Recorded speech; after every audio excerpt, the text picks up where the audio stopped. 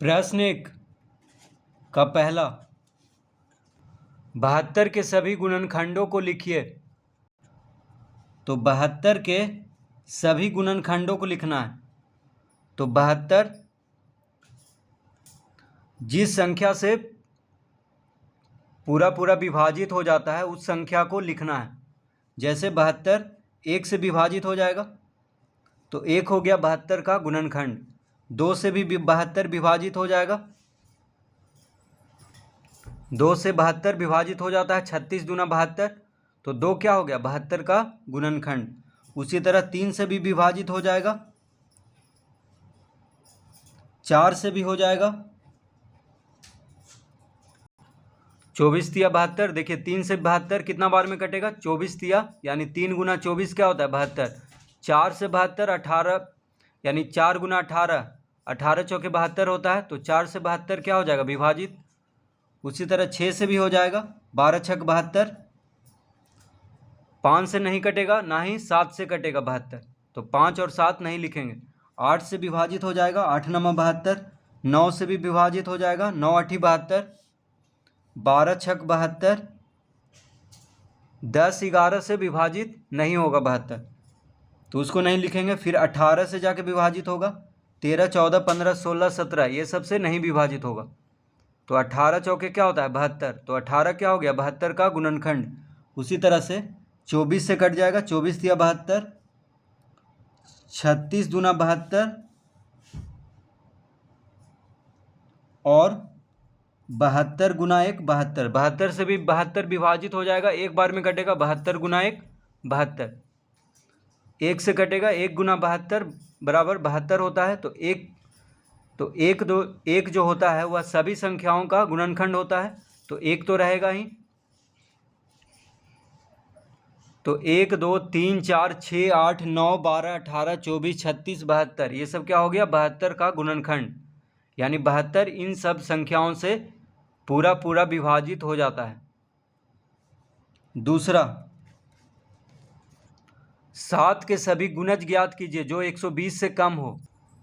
तो 7 का गुणज लिखना है जो कि 120 से कम हो। तो 7 का गुणज 7 गुना 1 7, फिर 7 दूना 14। 7 का पहाड़ा लिख देना है, ठीक है। गुणज मतलब पहाड़ा लिख देना है। जैसे 7 का गुणज कह रहा है तो 7 का पहाड़ा लिखना है। 7 गुना 1 7, 7 दूना 14, 7 तिया 21, 7 चौक 28, 7 पचे 35, 7 छक 42, 7 सते 49, 7 अठी 56, 7 नमा 63, 7 दहा के 70। ये हो गया पहाड़ा। अब देखिए कहाँ तक कह रहा है 120 से कम कह रहा है, तो 7 के सभी गुणज लिखना है जो 120 से कम हो। तो 70 के बाद क्या होगा, तो 10 गुना 7 70 हो गया, 11 गुना 7 77 लिखेंगे फिर, ठीक है। यहाँ तक तो पहाड़ा आ गया 70 तक। उसके बाद जैसे 7 में 10 गुना करने पे 70 आता है, 7 में 9 गुना करने पे 63 आता है।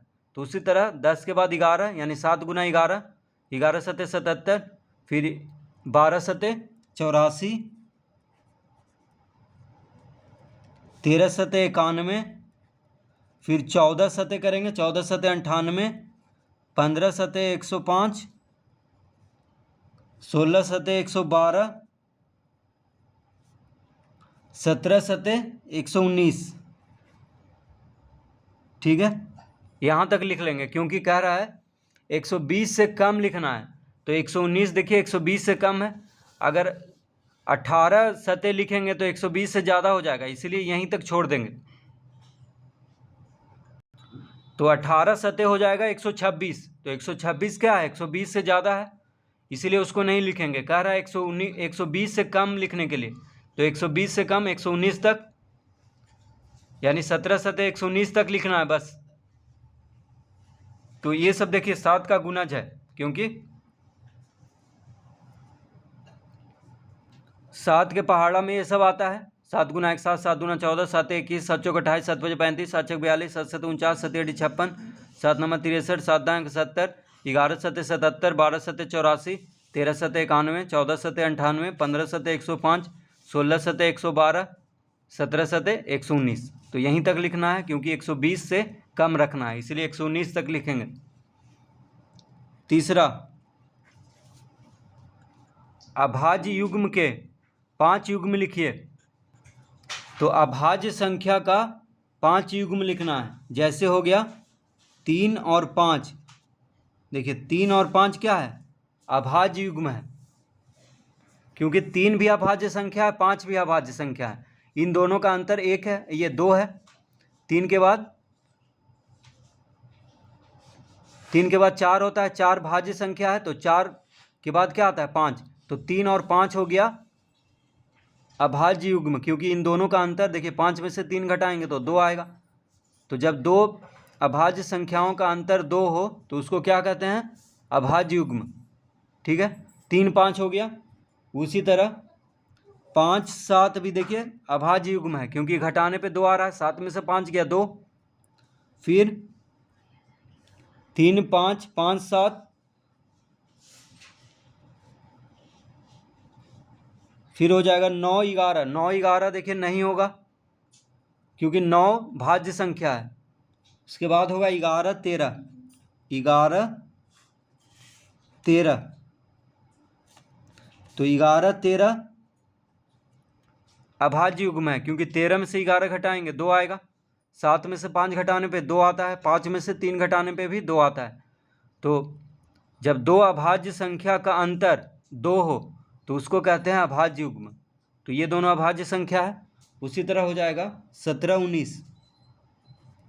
17 19, 17 19 क्या है? अभाज्य युग्म है। फिर लिखेंगे 17 19 के बाद हो जाएगा 29 31। 29 31 भी अभाज्य युग्म है, क्योंकि 29 भी अभाज्य संख्या है, 31 भी अभाज्य संख्या है, और दोनों का अंतर 2 है। देखिए 31 में से 29 घटाएंगे 2 आएगा। 19 में से 17 घटाएंगे 2 आएगा। 13 में से 11 घटाएंगे 2 आएगा। तो जब 2 अभाज्य संख्याओं का अंतर 2 हो तो उसको क्या कहते हैं? अभाज्य युग्म।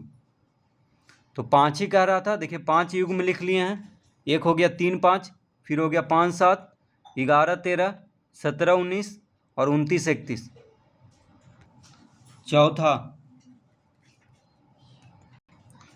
31 को 3 अभाज्य संख्याओं के योग के रूप में व्यक्त कीजिए। तो 31 को 3 अभाज्य संख्याओं के योग के रूप में व्यक्त करना है। तो देखिए एक हो जाएगा 5 + 7 + 19। देखिए 7 5 12, 12 और 19, 19 10 29, 29 2 31। तो 7 5 12, 12 में 19 जोड़ेंगे तो क्या आ जाएगा? 31 आएगा। तो तीनों अभाज्य संख्या है। 5 भी अभाज्य संख्या है, 7 भी अभाज्य संख्या और 19 भी अभाज्य संख्या है। उसी तरह एक और हो जाएगा 31 बराबर, फिर हो जाएगा 3 + 11 + 17। देखिए 11 3 और 17 को जोड़ेंगे तो 31 आएगा। तो तीनों अभाज्य संख्या है। 3 11 और 17 क्या है? अभाज्य संख्या है। ठीक है, तो ऐसे करके और आएगा। देखिए 31 बराबर 3 + 5 + 23। 23 8 31 होता है। तो 3 5 और 23 क्या है? अभाज्य संख्या है। उसी तरह एक और आ जाएगा 31 बराबर 7 + 11 + 13। 7 11, 11 7 18, 18 और 13 को जोड़ेंगे तो 31 आ जाएगा। तो 7 11 और 13 क्या है? अभाज्य संख्या है। तो देखिए चार तरीका से हम लिख सकते हैं, 31 ला सकते हैं। ठीक है, चारों में अलग अलग अभाज्य संख्या है।